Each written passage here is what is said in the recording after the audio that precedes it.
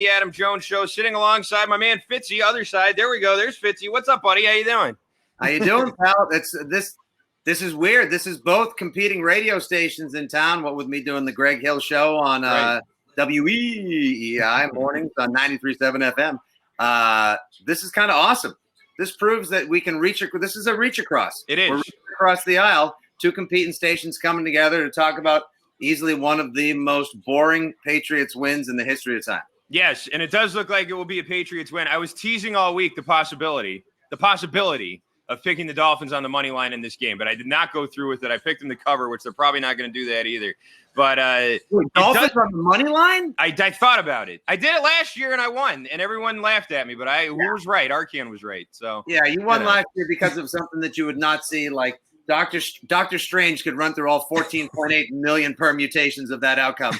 And that would never happen again. You take the Dolphins on the money line. I'm sending someone over for a wellness check. I didn't do it. I did pick them to cover, but unless they score a touchdown here, which they haven't, I don't think even – they have 2 first downs in this game, I think, maybe? Yeah, that's right. As of right now, top of the fourth quarter, about 14 and a half minutes left, the Dolphins have fewer yards of offense than Antonio Brown has receiving, and Stephen Gostkowski has as many missed kicks as the Dolphins have first downs. Oh, well, that's fun. That's a nice, fun Sunday for the family.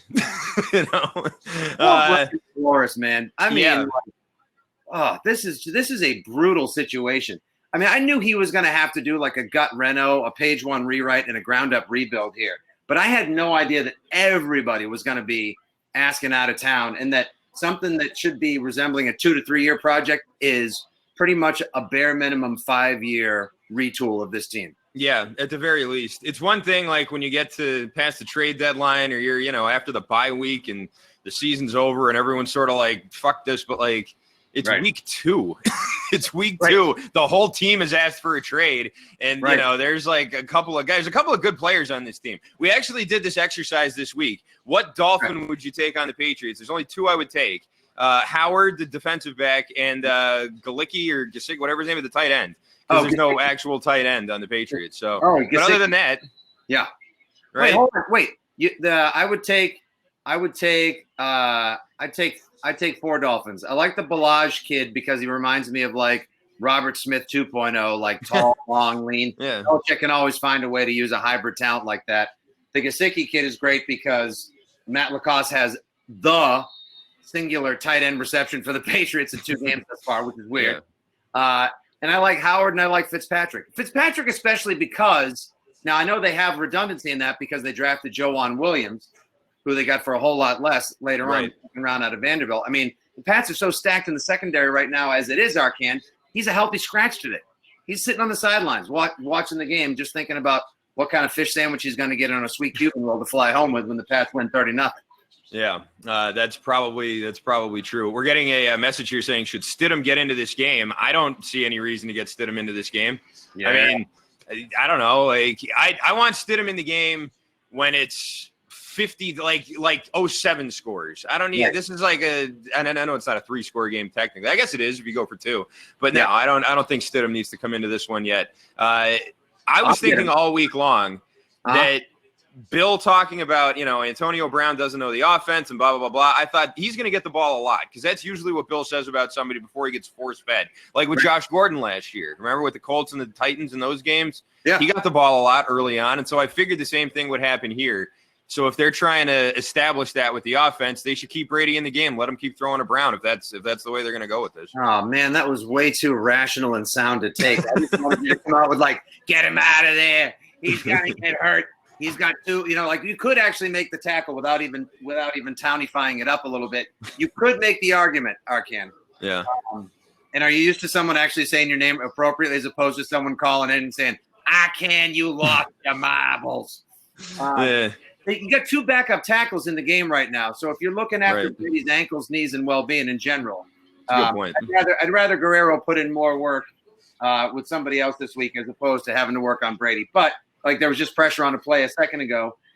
I don't want Stidham to take his lumps, and I appreciate the idea of Brady and Brown getting live in-game reps. Right. At the same time, like I gotta keep the goat upright for as long as possible.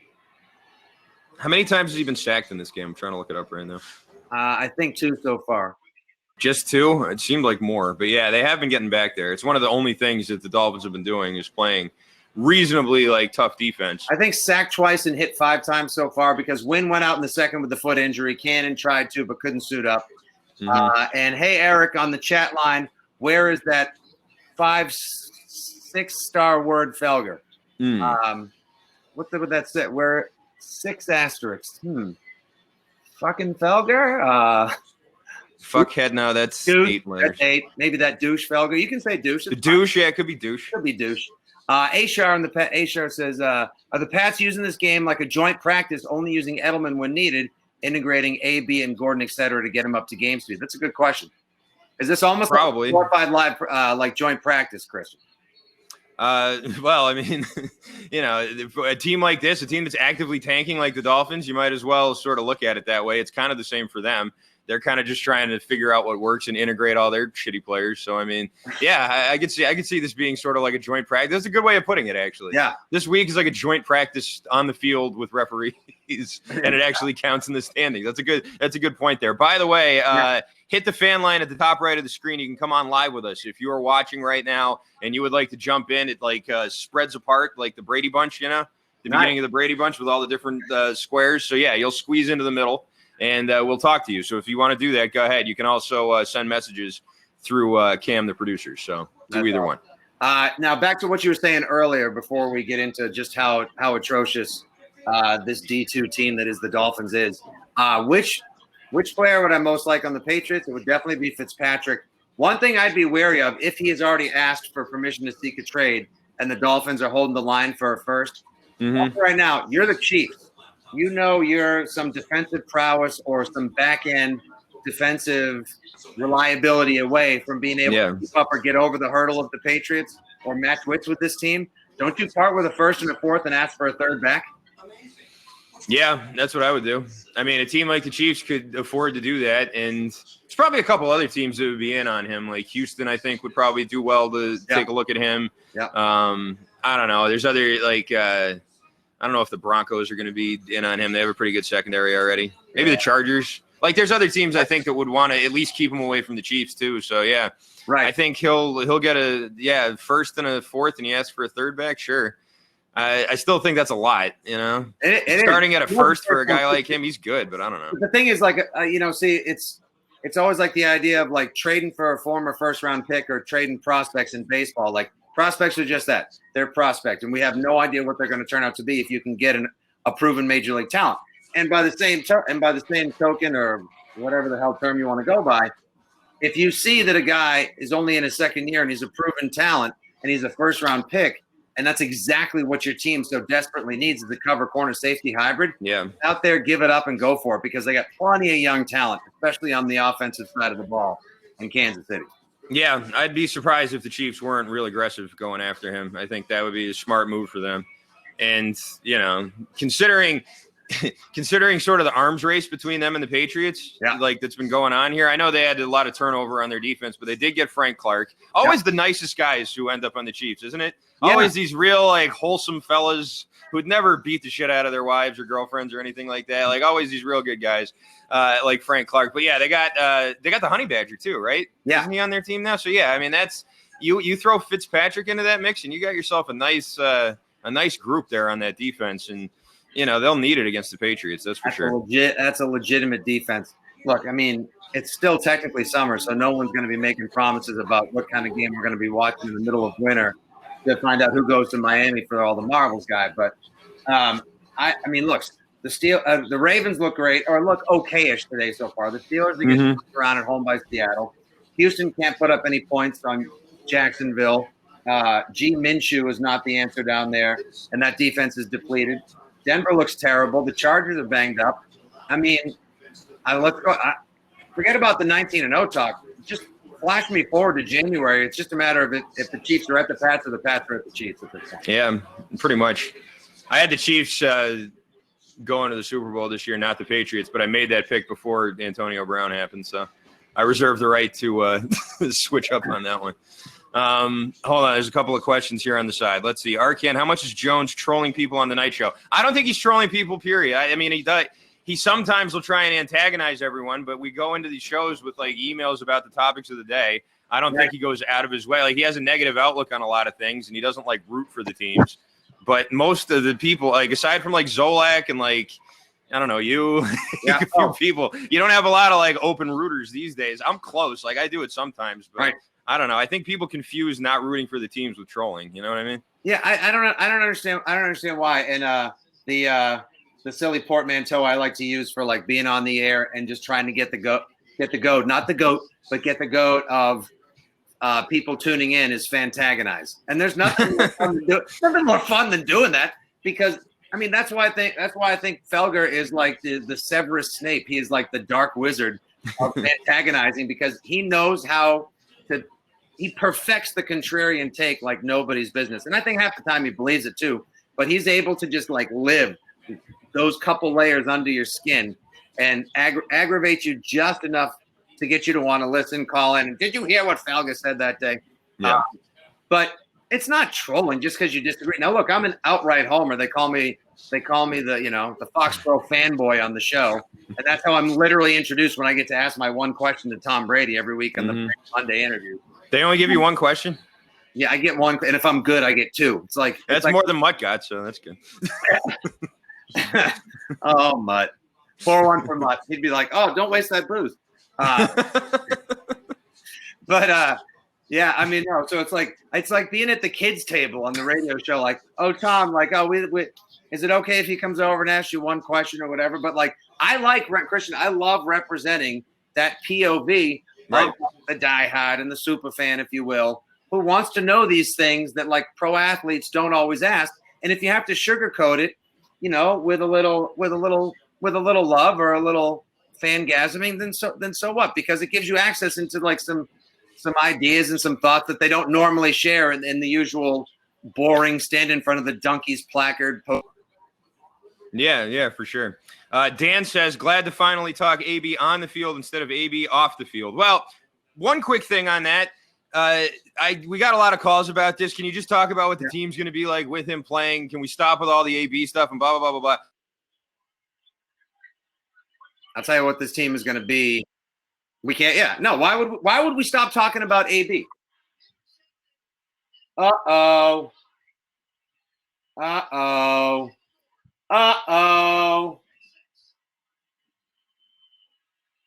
Time to play my favorite card game, everyone. Pick 6. Wow. That was some former Bill on Bill crime right there. Did you have a little freeze up, buddy? I was just trying to make sure. Yeah, I think your signal got muddy for a second. So in the time. Yeah, I lost mine. Yeah. I can still hear you, though. In the time that your RCN signal decided to rebuffer itself, or going on over there, Ryan Fitzpatrick stared someone in the face, and Stephon Gilmore said, "No, that's for me, bro." Took it to the house. I see it. There it is. Yeah, that was gorgeous. That was some Buffalo on Buffalo crime right there. It is 30-0, ladies and gentlemen. The Patriots are well on their way to covering one of the 10 largest point spreads in history. I think their largest road spread to date, and possibly fulfilling that stat. I'm not sure if I dropped that earlier, the one that Kerry Byrne from Cold Hard Football Facts laid on me earlier, Christian, that the Patriots, I'll find it. Jerry Thornton tweeted it. I'll share it in a second. I'm at Fitzy GFY, and Christian is at Christian Arcand on the tweet box. The Patriots. That's right, yes. That was one of the worst passes I've ever seen, awful, wasn't it? That was fucking terrible. Jesus literally, like, did you ever do that before? Like, have you ever played a carnival game and you're like this close to it, and then you like try like really hard not to screw it up, or you like need one dart to win a game? Yeah. And then you just like you got someone 0-2 in Little League, and you just aim the ball and you shit the bed so hard. Yeah, that was me. That was you last night in the dunk tank, and too. Hit it, but it took me like 10 tries, and I was right around. But then I finally did, and everyone cheered, and well, it was pretty great. That's pretty fantastic. Yeah, it was. The Patriots are well on their way.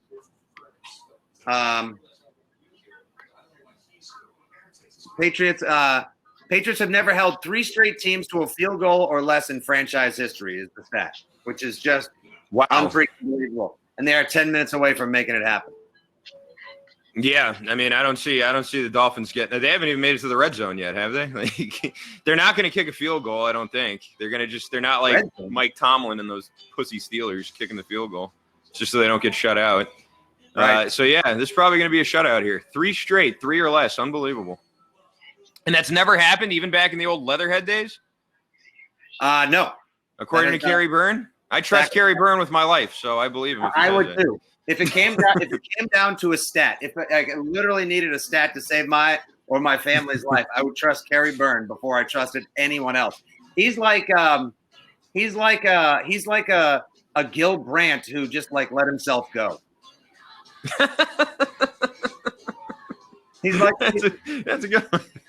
He's like I know Kerry well enough. We're family. I can say that. I've watched him get blackout drunk on my radio show before. So really. Yo, yeah, he came up for when I did the show on AF for a couple of years before they kind of flipped it back to all rock. Let's talk all rock. We had a St. Patty's Day show, and he came in with all the like beers from local breweries and like all this food from Quincy, and we had a guy from Tullamore doing there, just like wow. He came in, he was like, "Hi boys, I'd just be partying a little bit for Happy St. Patrick's Day." Between 4 of us, we crushed an entire bottle of the special Red Sox edition Tullamore Dew. I mean, pretended to air right. Fantastic day of radio. One and all. But yeah, Kerry Byrne is like, not that a lot of you guys know him, but he's the guy who started Cold Hard Football Facts. He's an accessible towny version of like the Maester in Game of Thrones. Like that man has more about football in the last 15 minutes than all of us could bone up on or learn in the next 10 days of our lives. He like makes up his own stats and shit. You know what I mean? Yeah. Like it's hard enough for me to like follow some of these stats and like QB rating and all this stuff. He like makes up his own stats, and they like actually have bearing on these players and rankings and stuff like that. Like I look at those rankings and it was always the best players. He makes up all of his own stats. He should go work for the Trump administration. I didn't want to get political, everyone. I apologize. Yeah. I apologize. While we're on the subject, not of Trump, but of on weird random political shit, this week, I don't know why this is, but people were calling in and tweeting me a lot, and they were saying, hey, you think that Brown shouldn't play this week. I think innocent until proven guilty. I don't like your liberal viewpoint. And I'm like, liberal viewpoint? Like, what are you talking about? I don't think he should play because he's accused of something. It's not even a liberal thing. It's more conservative if you think about it. I'm being conservative. I don't want him out there. The liberal would be like, yeah, let him play, whatever. Who cares? And like, I got a bunch of like MAGA dudes like tweeting me and calling into the show, like hashtag MAGA fellas being like, yeah, you liberals just want to lock everybody up. I'm like, no, that's not what liberals want. And it's not what I'm even saying. So you're wrong in both sections. But yeah, I got a lot of that. Did you guys get any of that this week? Oh, we got a ton of that stuff. Yeah. It's so weird. So like, the host of the show I'm on, the Dolphins have crossed the 50. The Dolphins have crossed the 50. The shutout is in jeopardy. Wow, we got 13-10 Lions over the Chargers. There's a lot of not very interesting games. This is a pretty – I'll go full Larry David. Pretty shitty 1 o'clock right now. But, yeah, so Greg Hill, host of Greg Hill Show, 6 to 10 weekdays, EEI. Greg is a pretty conservative guy, but he's taken a slightly liberal approach. He's not like Callahan concerned. He's not like right though. Oh God, it makes me sick. Rapino can burn her at the stake. Right.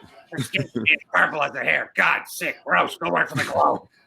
And Jerry Callahan, great guy, and all of my dealings with him was super nice, great dude. Don't align. I'm as far as Shanghai is from Situate on political views with him, but that's fine.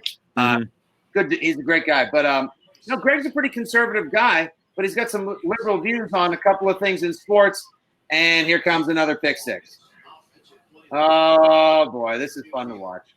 If you had the Patriots defense in fantasy, everyone, congratulations, because without even wondering what Favre, Saquon Barkley, Mahomes, or Sammy Watkins did, you just crushed your opponent today. My God. Look who it is. Oh, hey, this guy over here. I was gonna say, guys, hey, it's Michael Douglas from Wonder Boys, everybody. What's up, Mike? Hello. How you doing? How you doing, Mike? What's going on? Nothing. We needed that Felger bump because this is not an exciting fourth quarter. Dog Oh shit. my God! I'm just now seeing this pick six. Holy shit! That's the. Yeah, no, Yo, the Dolphins suck. this is fried dog shit over rice, my man. This Oh is my bad God. news bears. Get used to it, right? Well, hold on. You get used to it. Do you think that's just because there's such a lack of competition in the AFC in general, Yes. or the Pats defense is that good? Both. It's combination of you're pretty good and their schedule is garbage. Their division is garbage. So there's going to be a lot of this. There's just going to be a lot of this. I mean, last week was a dog food game. Yeah, it was. Pittsburgh's going to be a good team. You think this is going to be the earliest hat and T-shirt week in team history? I'm not sure what the record is right now, but Jesus Christ. I mean, this Dolphins team is flat out not trying to win. The Jets just lost their quarterback and weren't good to begin with. And the fucking Bills, I mean, I don't know. Yeah. My God. I mean, I thought Darnold, whatever the hell you pronounce, however you pronounce it, was going to be out a week or two. Now they're saying 3 to 7 weeks. I take that as a sophomore red shirt. That team sucks. So there you go. You got two teams that Why bother? they're never really competitive, and now there's two who are flat out not going to be competitive. Period. So yeah, and we get Trevor Siemian next week. A lot of these kind of games. What's been your Antonio Brown takeaway?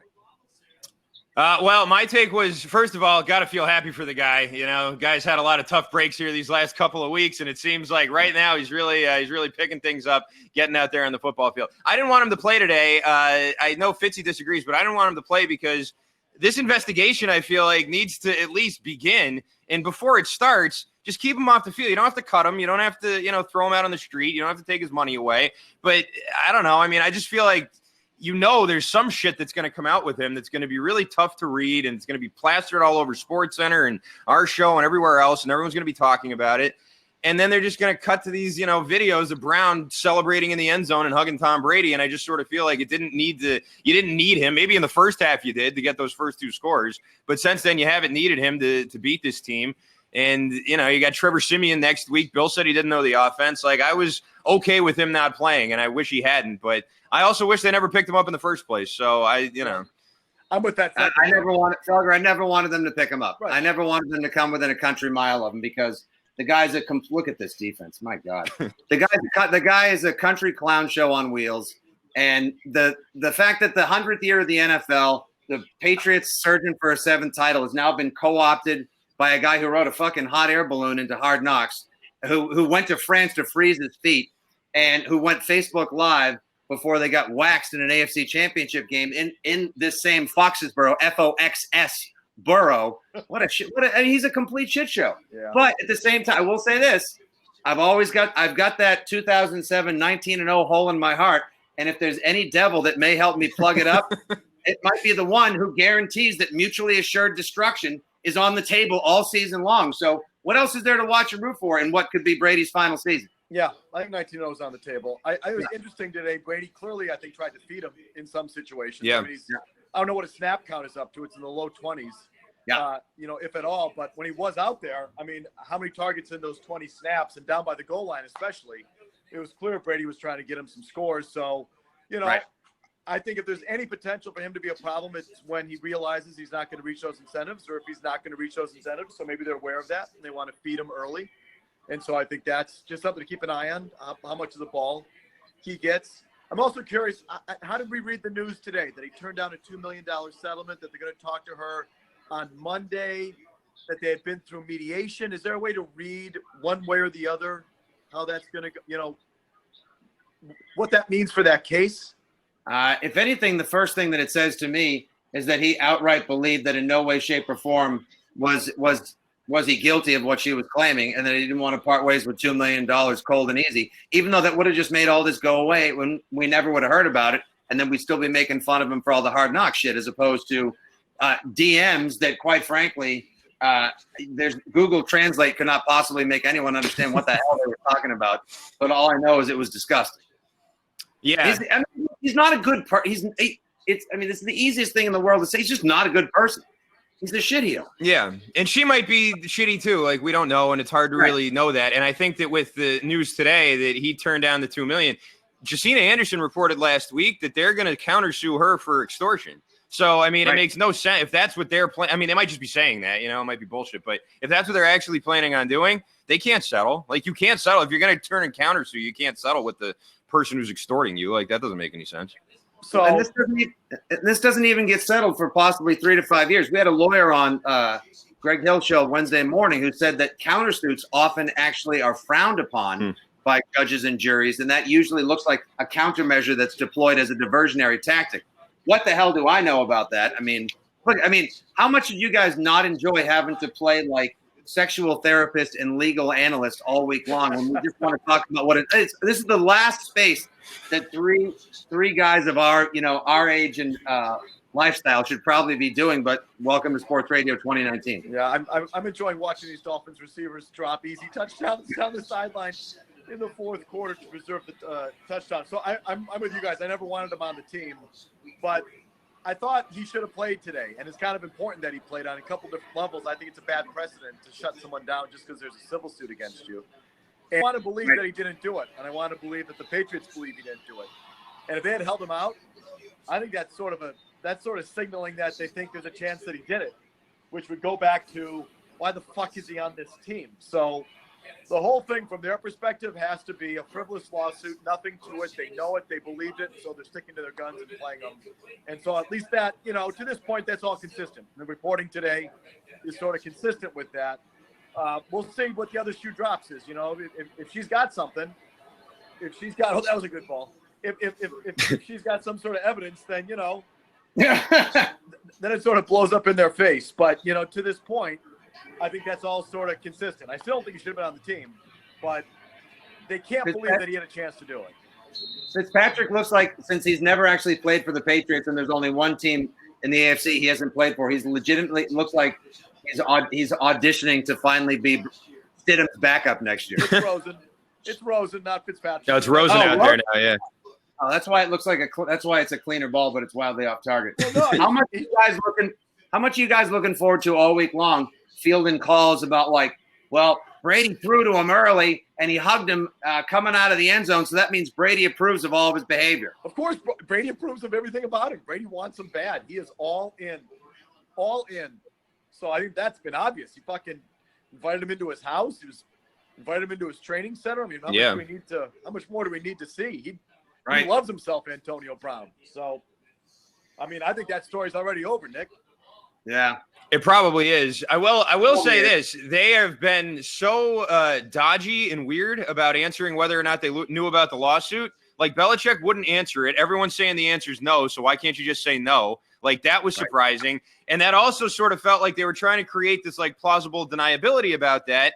And if they were, that's fine, but then you have to deny it. You can't create plausible deniability then not deny the thing. Like, that doesn't make sense. Like, Felger, I think you're right that they're just trying to sort of establish the fact that, this is what they believed all along and they want the guy here. And until someone tells them they can't have him on the team, they're going to believe their guy.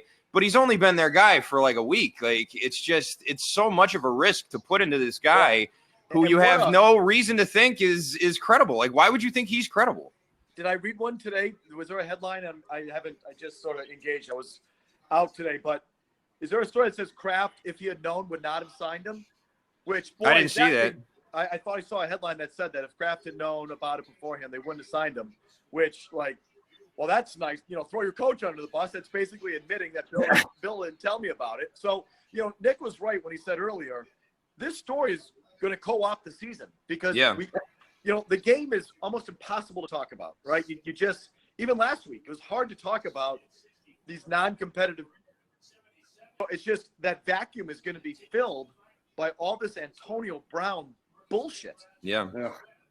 It's just so, it's just so weird. I always just from the unapologetically super fan perspective, that when I put the Fitzy hat on, it's like, I didn't want this guy in town. I didn't want this guy anywhere near the team. I thought there was adequate weaponry to be able to at least run the division, maybe run the conference and get back for Brady's 10th Super Bowl appearance. But now to have to I hate having to or root for someone I spent years of my life mocking and rooting against with all of my heart, soul, and fandom. Like when John Lackey came to the Red Sox, that was such a what the fuck moment. Like I hated that guy. But sometimes contracts and competitive imbalance force you to root for guys you don't want to dance with. And I think most of your Patriots fans would disagree with you. I think most are going to be on board, Nick. I think that is Sony Michel's first lost fumble as a pro. Is that true?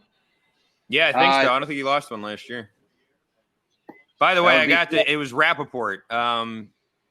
Sources said that neither the Patriots or the NFL knew of the charges against Brown. Had the team known, one person familiar with the situation said owner Robert Kraft would not have signed off on signing him. Okay. So that to me feels like that's sort of throwing Bill under the bus. It's sort of because I think Rapp gets his stuff from ownership and, from that side of things. And so I think that's my read on it is that's ownership saying, we didn't know. He didn't tell us. If we had known, we wouldn't have gone through with it. That's ass covering. That's ass covering for dummies 101 though. Is. In a year where Kraft has already had too much toxic land to build another store at the mall at Patriot Place on. Yeah. Well, they still had time. The thing came out on Tuesday night, right? But those incarcerated Bob, like that video. That was from the weekend before, yeah. Scrolling through the supposed extortion DMs came out a couple days before all this nonsense went down. All right. So I'm going to jump off, catch you all conventional media this week. All right. See you, Mike. Bye. All right. See you, Mike. You're good. Later, fella guy. You know what I just realized? What's that? Wouldn't it be very hypocritical for Kraft to throw the book at Antonio Brown before all the facts come out? You know what I mean? You think? Right? Didn't we all sort of wait for him and all the facts to come out about that? And, wasn't that something he fought for pretty hard? Like, wait a minute. I wasn't, I got to hire my lawyers here and my Epstein lawyers and get this all taken care of. And then he throws the book at Brown before all the facts are out like that. Well, I don't know about that. I'm just surprised. One of my least favorite words that gets thrown around just in general these days, let alone in sports, is optics. Mm-hmm. What are the optics on this? These are bad optics. These are bad optics for the team, bad optics for ownership. And one of the points the guys on Greg Hill's show this week was making was Chris Curtis, which was a pretty solid point. Once he takes the field, and I think this goes back to why you said earlier, maybe it's a good idea they sit him and just let a little bit of this afterburn cool off with him coming to the path so quickly following these allegations. But once he takes the field, he represents the Flying Elvis, One Patriot Place, the Kraft family, the Patriot Way, all of that. So it's all now tied into this crazy son of a bitch and his incredibly sordid past. Yeah. Yeah. And I mean, this is what you sign up for. This is what you're going to keep getting. And he doesn't strike me as a guy that can stay out of the spotlight or not make whatever about himself. When I saw him live streaming at TB12, I was like, oh no, this is just the beginning of this, Right. Do you notice Alex Guerrero in the background of that video? Brown's like, hey, there's 17,000. Guerrero's like, yeah, cool, Antonio. Yeah. Oh, let me see exactly how pliable I am off screen. And can you move that TB12 logo out of the shot, by the way? If you're skeeving out Alex Guerrero, that's like an intervention moment, Yeah, did he get approval? I was down. I was getting some guerrilla footage for one of my YouTube videos down there one time. Mm-hmm. And I literally just got a shot of us getting a quick silly line in front of TB12. And someone at the desk saw we just have a basic little DSLR that's about yay big. Yep. So we got a cameraman wearing body mics, total rogue minimalistic crew. And we're it looks like we could be taking a still image for God's sakes. Within 15 seconds of being there, Guerrero came out. Wow. And was hi, can I help you guys? Oh, whoa. It's almost like he apparated or something and just magically Star Trek his way. Materialized in front of you. Just and came out there. What do you say? He said no pictures?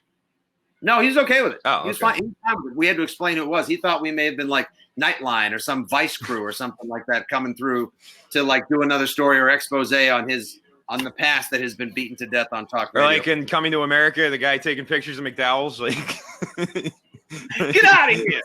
And McDonald's, they have the Big Mac. We have the Big Nick. Damn, McDonald's sending their cameramen in here. Yeah. But that's sort of what I thought. When he was here, I was like, well, shit.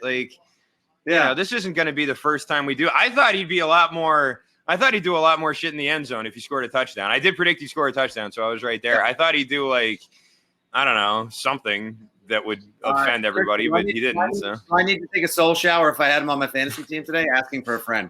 Yeah, I think so. Let's see. We got a couple more questions here in the chat window. Look who decided to show. Felger, blah, blah, blah, blah. Do we even know if those DMs were real yet? They come from incarcerated Bob. They're worthy of scrutiny. I don't know.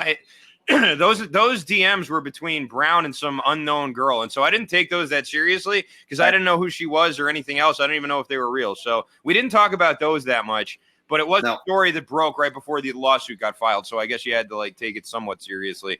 But I mean, it's incarcerated Bob. Like, I don't know.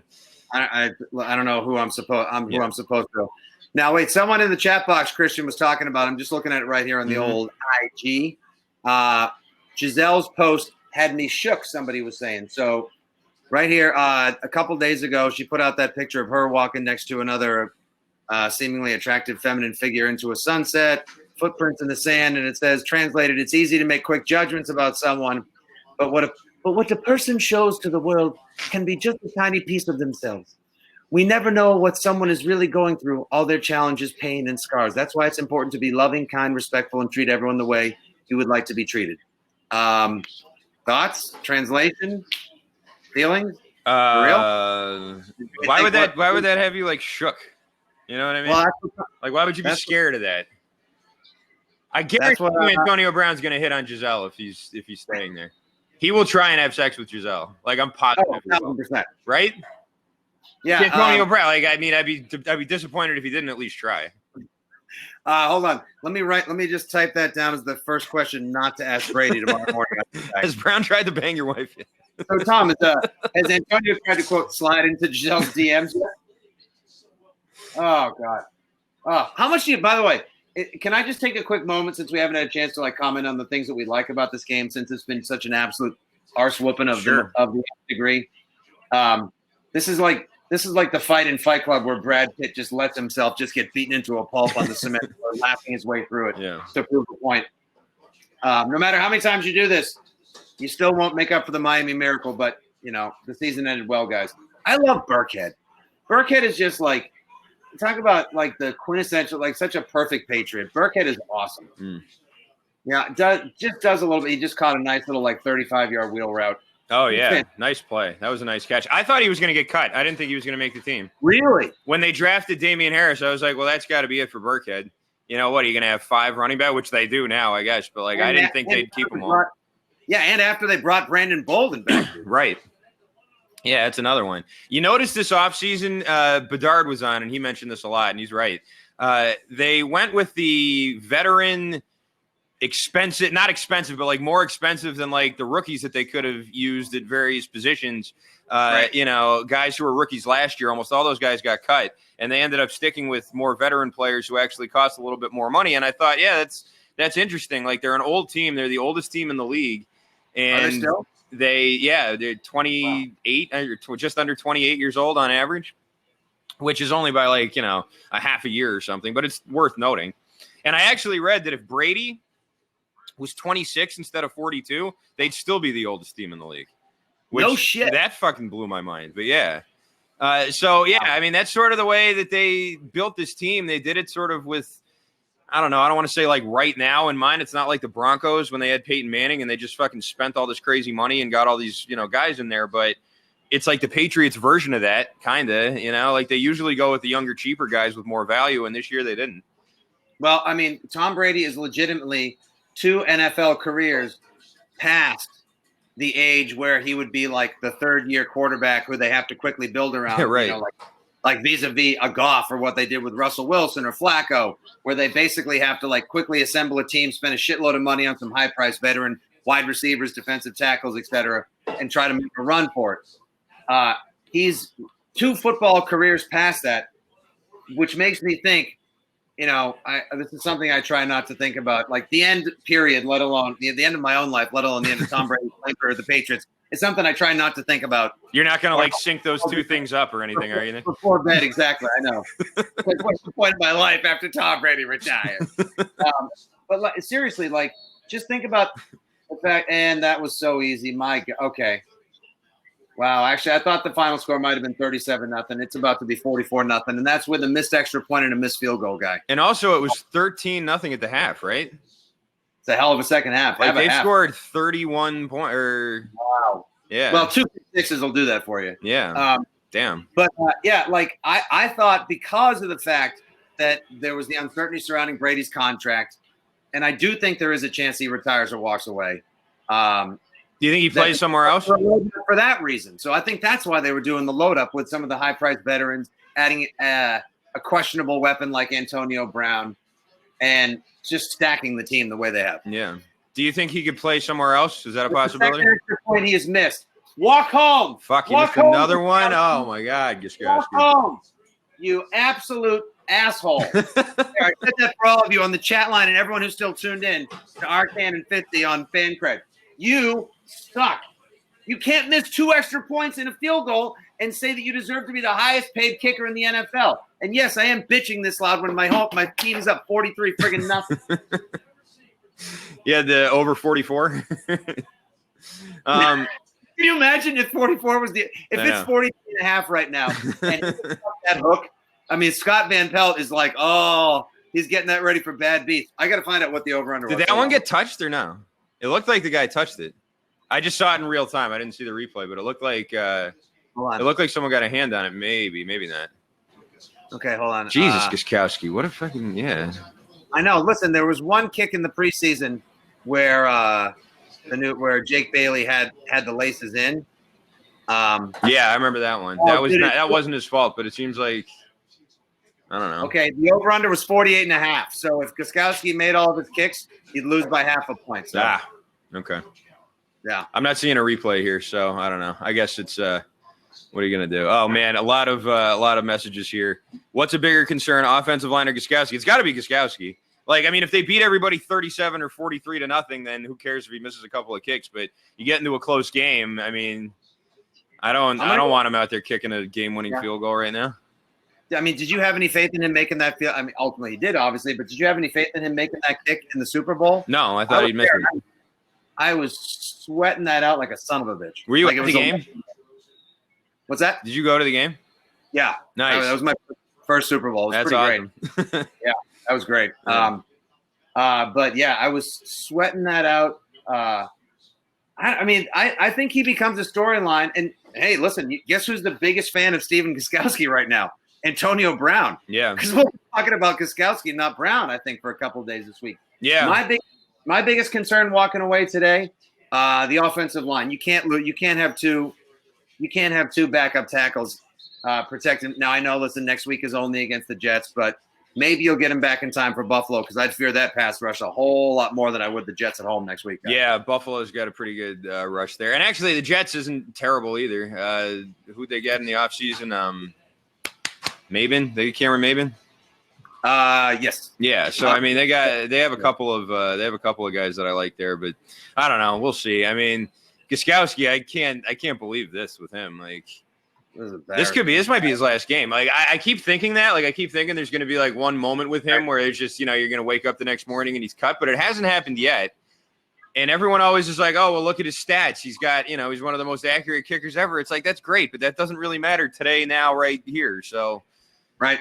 And now I know Miami was the place, and obviously Brian Flores knew this because he called the timeout before a friggin' extra point in the first half, and Gostkowski shanked it. Right. Miami is where Gostkowski has his lowest kicking percentage in the NFL. So it stands to reason that the Dolphins knew that, and he's just like the Patriots prior to this 43-0 ass whooping, that weird shit just basically happens down there for him. But I don't know. It's just – if they linger, has he played so long that now there's such a body of work that we've developed out in him? Or do we really think, because they haven't Ryan Allen was almost MVP of the Super Bowl, Christian. Ryan Allen was the greatest punter I've ever seen in my life. Yeah. They just let him go. He was almost MVP of the fucking Super Bowl, and that got him unemployed. So why is Stephen Gostkowski not challenged on a regular basis? Bring somebody in. I have no idea. I think they're worried that he's too much of a mental case. If they brought somebody in, it would have totally ruined them. It's like, well, okay, then he'd be worse than this, but this sucks too. Like, what are you supposed to do? It sounded like we had somebody ready to jump on here. It said we had a fan backstage, but I don't know if that's actually happening or not. Let's see. Can Bailey kick point afters? That'd be nice if he could. I thought that Bailey was going to be doing like the kickoffs, right? Didn't it seem like that was going to be his thing after they got rid of Allen? Yeah, I definitely thought he would have been. I mean, Gostkowski's he's been great at like dropping those kickoffs into the corner somewhere between the 1 and the 3, the coffin kicks and the corner kicks. But like, oh my God, that stadium might be a quarter full tops. Yeah. Shit. It was all Patriots fans. Did you hear that big roar when they scored the first touchdown? How about when Brady took the field? Yeah, yeah. They were real into that. By the way, now I'm okay with Stidham coming in. Now it's 40 fucking something to nothing. Yeah, you can put him in now. When it was like a 3-score game, no. But now, yeah, go ahead with Stidham. Take everybody out. Yeah. No need to get him hurt today, right? Hey, Dan on the fan line, Christian says, so what kicker will Bill draft in the 4th round next year? Holy shit. I don't know. I'm not familiar with the college football kickers yet. I don't know who's who. Is Roberto Aguayo? Oh, you know what? 2 words. Carly Lloyd. Carly Lloyd, yes. Or Rapino. it. Get Rapino out there. Just make it a chick. State of affairs. That's just ridiculous. Hey, I feel like if she wants to try out, she should be allowed to try out. Yeah. Why not? Yeah. We had a lot of people who called in that week when the Carly Lloyd news was out who were very concerned about her health and well-being. And it's like, really? Like, are you really concerned about her health and well-being, or are you just a weirdo who doesn't want a chick playing football? I actually asked, so, like, you know, there's only a couple former players floating around the halls at EEI to actually get that kind of perspective from. Right. So the day after, we had almost an entire morning of nonstop Carly Lloyd. She'll never play. Yeah. A girl has no place on the field with guys in the NFL. She'll get murdered out there. I asked Wiggy. I asked Wayne Wiggins. I said, like, wouldn't you be afraid that if she misses one or something happens where, you know, someone's over the middle, she misses a kick or whatever, there's a return, somebody would just go try to blow her up just for the sake of it? And he said no. He thinks there would just be they'd just run her out of the way, but it would never be an issue where somebody would try to show her up because everyone else would frown upon that. Yeah. Also, I mean, how often do kickers get blown up anyway? Like, the only one I can think of was Sean Taylor hitting that guy in the Pro Bowl that one year. Remember that? Oh, that was like the punter or something. He fucking crushed that guy. And Antonio Brown drop kicked the Browns punter once. Remember that? He like hit him like with like a flying karate kick. Yeah. But other than that, you don't see it that often. He literally he did. He gave him like a heart foundation. It was like a killer bees. It was a drop kick guy right in the field. And now he plays for your New England Patriots. Right. We got 28 seconds left here in this game. The Patriots, like we said earlier, have not given up 3 points or less in 3 straight games ever in franchise history. Josh Rosen's going for the end zone on every play. Oh, overthrow there. 23 seconds left. I guess we can kill the narrative about Belichick taking it easy on Flores too, huh? That was one that I heard a lot this week. Doesn't seem like he's doing that. Yeah, he only tried to score 30, guy. The 2 picks, you can't drop that shit on his doorstep. But I wanted to point out on the Carly Lloyd thing, like, do you remember the Grammatica brothers? Yes. Yeah. Remember how tiny they were? Yeah. Yeah, they were smaller than Carly Lloyd's like 5'8", $140. Yeah. Don't tell me Martine or Bill Grammatica came in anything resembling. I mean, they were 5'5", $125. Yeah. They appear between 2 thoughts. You should have asked Foria, because there was a girl kicker at CU right before I went to CU too. But there was a girl there. Her name was Katie Anida, and she kicked for CU, and then she went to like University of New Mexico. But it was awful. It was really terrible, like the way she was treated there, and guys were like putting their dick on her shoulder and stuff in the locker room. Like, it was really like shitty. Like, it was not a good for anyone. Like, it seemed like it was really bad. And she wrote about it, and it was like right before I went out there. I was class of 2005 at CU. So Foria and I don't think overlapped, but I think he was there like with players who played with her. And it was awful. I mean, it was a terrible situation for everybody, for the coach, for the players, for her, for like all of it. It sucked. So I don't know. I mean, hopefully you'd think if something like that ever happened again. Guys were literally putting their junk on her shoulder. Something along those lines. I don't remember the exact details, but it was bad. I mean, it was not a good situation. All right, so we got and with that, on that note, speaking of putting your junk on someone's shoulder, the Patriots have been putting the junk on the shoulder of the Dolphins all day. Yeah. We got 10 seconds left in this game, dude. The Dolphins have 1 timeout remaining. They are on the Patriots 25, looking for that score. We got a timeout. This is what it's come down to. The nail biter moment of the day is the Patriots trying to preserve that streak of 3 straight games with 3 points or less. I think they're going to do it. I'm fingers crossed. Wow.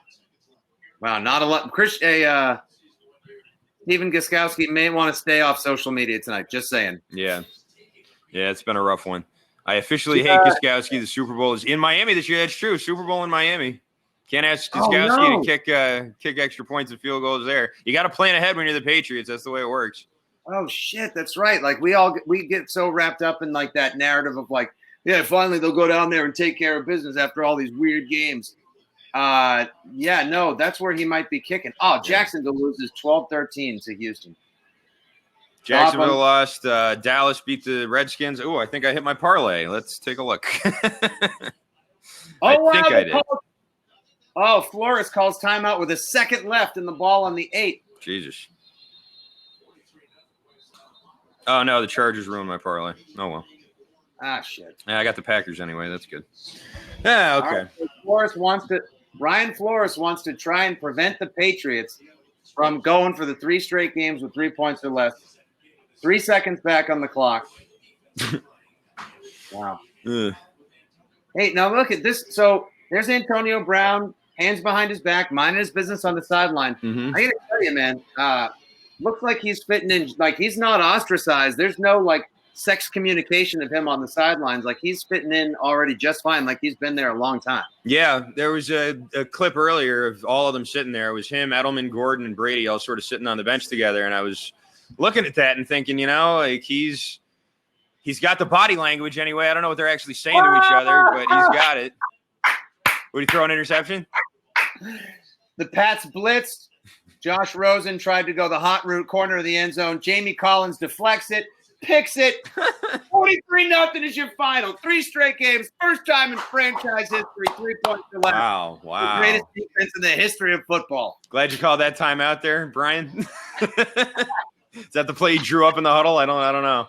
You get right from your former kicker. That was an absolute ass whooping. Fitzy, it was great working with you, pal. Hopefully we can do this again sometime. Maybe we can go over to Lulu's or something and get a booth and do it that way. But nice. I just seen the play now. Holy shit, that was awful. Patriots defense, fantasy juggernaut of the week. If we get a chance to do it again, it was a ton of fun. Let's do it live from a bar in the neighborhood sometime for a game. That'd be awesome. All right, Cam, you heard the man. We're ready. Talk to you later, bud. Be good. All right, thanks to everybody who tuned in. We'll talk to you next week. Maybe me, maybe you. I don't know. Felger will be here, but thanks for joining us on Fan Cred. See you in week 3.